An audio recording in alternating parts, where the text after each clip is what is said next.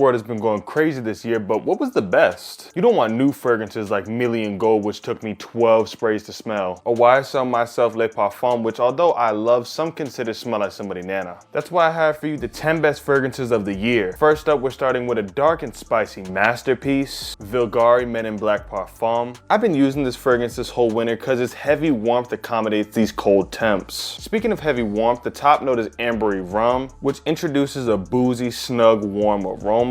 There's Tuberose Absolute and Leather Accord, giving this fragrance a dark mysteriousness, a refined smoothness, and an enhancement to the warmth. Then in the base, there's Benzoin Absolute and Guaiac Wood Essence, enhancing that dark mysteriousness and adds a nutty vanilla-like sweetness. When this came out and I got my first smell in it, I immediately fell in love, because it feels like Christmas Eve in a bottle. If you haven't smelled this yet, I think you'll love it as much as me, or if not more. Next is an interesting flanker compared to the other ones in its collection. We have Versace Eros Energy. This was talked about a lot in the fragrance community, rightfully so. It's super vibrant and anybody who wears it is definitely bound to be noticed. The top note here is Italian bergamot. Bonjour. Is that French? Is bonjour French?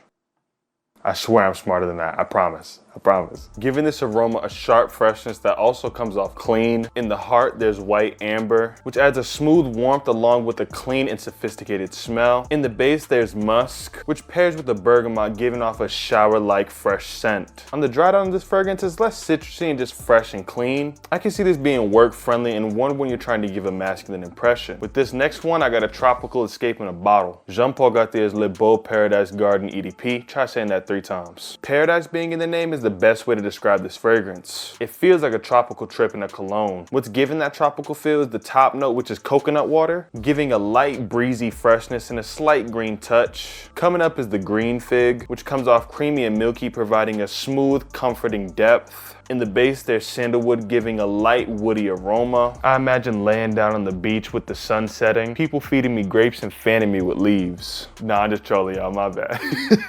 Y'all finna be on for this one. It's a hot take. It's Dior Savage Eau Forte. I mean, what is there not to like about this fragrance? I know I do it all the time, but hold up, let me show you that atomizer. Oh my God, that's marvelous. They really show the power of water in this cologne. The top note in this is cold spices, which comes off crisp and cool while giving a sharp peppery spiciness that isn't overwhelming. In the heart, there's white lavender, giving an airy light elegance and adding a clean and floral edge. Lastly, there's musky woods, which gives this a dark feel and a touch of woodiness. I'm not gonna cap, this and Sauvage Elixir are the best out of the Sauvage selection. I almost want to put this over Elixir, but I'ma chill. Fifth spot is another work-friendly fragrance. It's Mont Blanc Legend Blue. Although this is work-friendly, it could be worn casually. One place I look forward to wearing this to is the Jazz Club. I feel like it'll fit the occasion. This starts out with spearmint, which isn't overwhelming. It comes off soft and gives a crisp, cool freshness. In the base, there's cedarwood, giving this a slightly woody touch and tones down the vibrancy and brightness of the spearmint. At the end, Ambroxan enhances the woody and clean aroma of this scent while adding some warmth. I think Legend Blue is the perfect blend of masculine and fresh notes, and in my opinion should be a go-to because how smoothly fresh it is. Next up, a brand known for their iconic leather aromas. It is Tom Ford's Eau de Ombre Leather. As much as I love Tuscan Leather, Ombre Leather Parfum, and EDP, I think they got some competition for those who don't know. The top note is the glowing leather accord, which provides the velvety smoothness, the warmth, the subtle sweetness, its vibrancy, and isn't like your typical leather. There's Imbrofix, which enhances the subtle sweetness of the previous note while adding a subtle powderiness. In the base, the vanilla tincture enhances the sweetness of the leather and Imbrofix, while adding its own gourmand warmth, making this inviting. Honestly, as much as I love Tuscan Leather and the other ones, this one is super elegant and light, while being more gourmand, and you know how I get down about them type of fragrances. You know me, I love me some Prada, bro. That's why I have for you Prada Ocean Luna Rosa Le Parfum. Me and my boy Austin, shout out to you, are big on Prada, but he's more new to fragrances. But he just like me, he rock with carbon black heavy too. This pops out with this zestiness coming from the lemon that also has a sharp tart freshness. The saffron in the heart gives a sweetness like honey and provides the scent with some coziness. Then there's oak wood enhancing the warmth of the saffron and adds a woody touch. No glaze, but I think Prada got the best fragrance line. There isn't a Prada bottle where I think, damn, this